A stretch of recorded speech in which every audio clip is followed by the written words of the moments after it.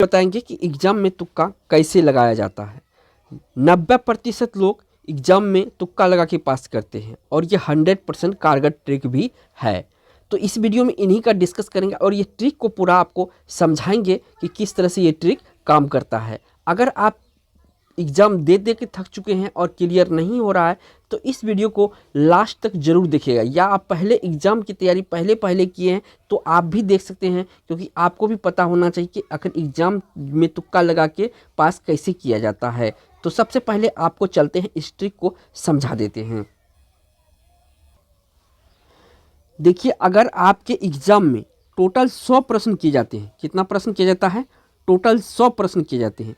तो इसमें आपका 3 लेवल का प्रश्न होता है। तो एक आपका इजी लेवल का प्रश्न होता है, दूसरा जो होता है मॉडरेट लेवल का प्रश्न होता है, इजी से थोड़ा कठिन होता है, और तीसरा जो होता है डिफ़िकल्ट लेवल का प्रश्न होता है। कितना प्रश्न होता है? टोटल में 3 कैटेगरी का प्रश्न होता है, एक तरह से डिवाइड अगर करेंगे तो।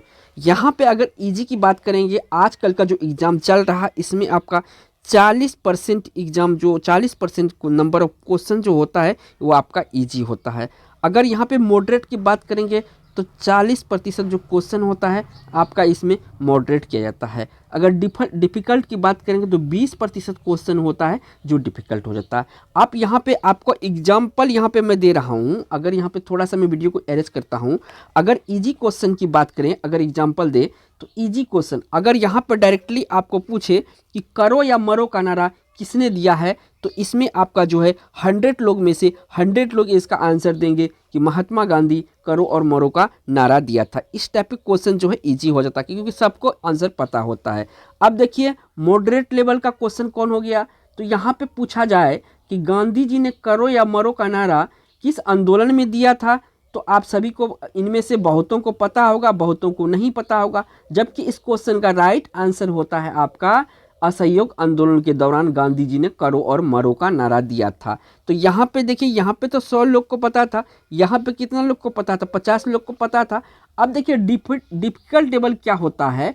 अब यहीं पे सवाल कर दे कि महात्मा गांधी जी ने करो और मरो का जो नारा था ये कब दिया था, तो यहाँ पे एग्जैक्ट डेट पूछ रहा है, तो कब दिया था? इनमें से आपका 100 लोग में से यहाँ पे आपका 95 लोग जो है इसका आंसर नहीं दे पाएंगे, सिर्फ 5% ही आंसर दे पाएंगे। तो कब दिया था? ये 8 अगस्त 1942 को दिया। तो इस टाइप के क्वेश्चन जो है कि हम इसको डिफिकल्ट श्रेणी में करेंगे।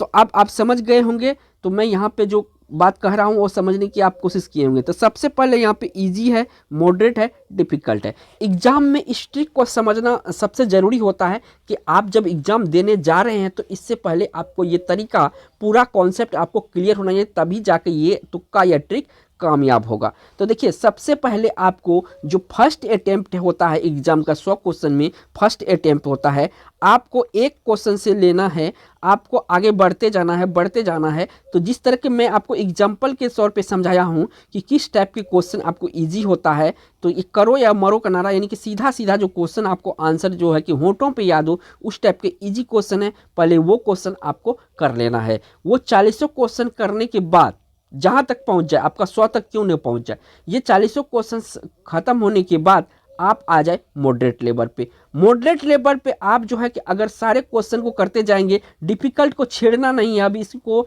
छेड़ना नहीं है। बहुत सारे स्टूडेंट यही करते हैं, इसको जो छेड़ देते हैं इसी में ये फंस जाते हैं। तो आप देखिए मॉडरेट लेवल आप यहाँ से 40 क्वेश्चन कर लिए। कितना कर लिए? 40 क्वेश्चन कर लिए, और ये हो भी जाएगा 40। अगर आप एग्जाम की तैयारी करते हैं तो ये 40 क्वेश्चन आपको आता होगा, और ये 40 क्वेश्चन तो सभी को आता है, ठीक है। तो 40 यहाँ से 80 क्वेश्चन, तो आपका यहाँ पे 80 क्वेश्चन यहाँ पे आपका आ गया, यानी कि 80% नंबर तो आप यहाँ से ले आए हैं।